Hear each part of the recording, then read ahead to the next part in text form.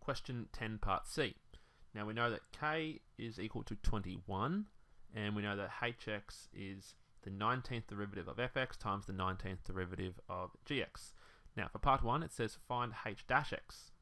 To find the derivative of this function, the key here is we need to use the product rule. The product rule.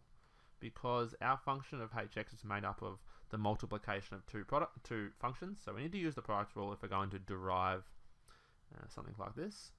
So h dash x will be, now let's let this first function be u and the second one v. It'll be u v dash, so it'll be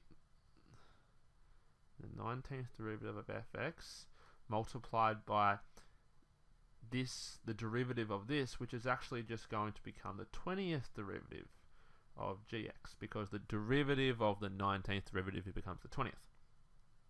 Okay, this will be plus, so u v dash plus v u dash, so it'll be the 19th derivative of gx times the 20th derivative of fx. This is the key to this question. I feel if you can get to this step, you should be able to get most of the marks here.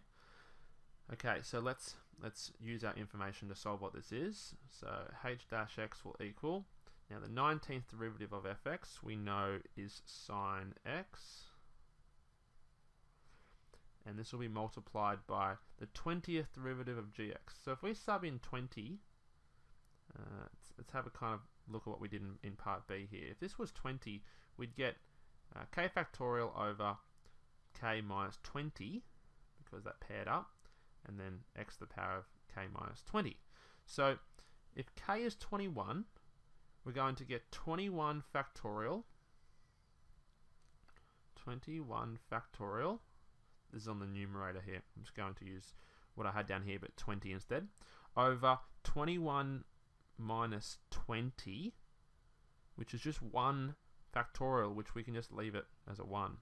And then we'd have x to the power of 21 minus 20.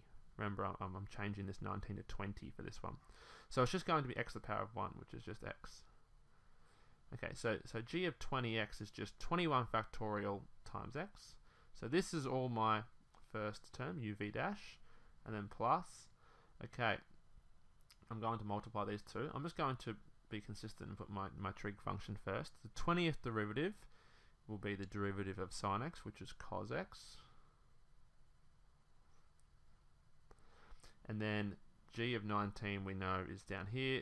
It'll just be k factorial, and we know k is 21, so it'll be 21 factorial. I'm going to keep going on the numerator here. X to the power of 21 minus 19, so x squared. And then all of this we can divide by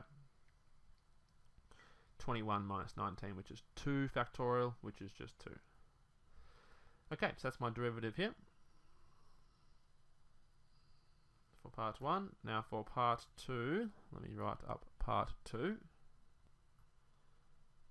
Okay, part 2 says, hence show that h dash of pi, substituting in pi for x, is negative 21 factorial over 2 pi squared. So I know what h dash x is. Let's just sub in pi. So we're going to get h dash of pi will equal sine of pi. Now we need to know what our trig values are. Sine all the way over at pi is actually 0.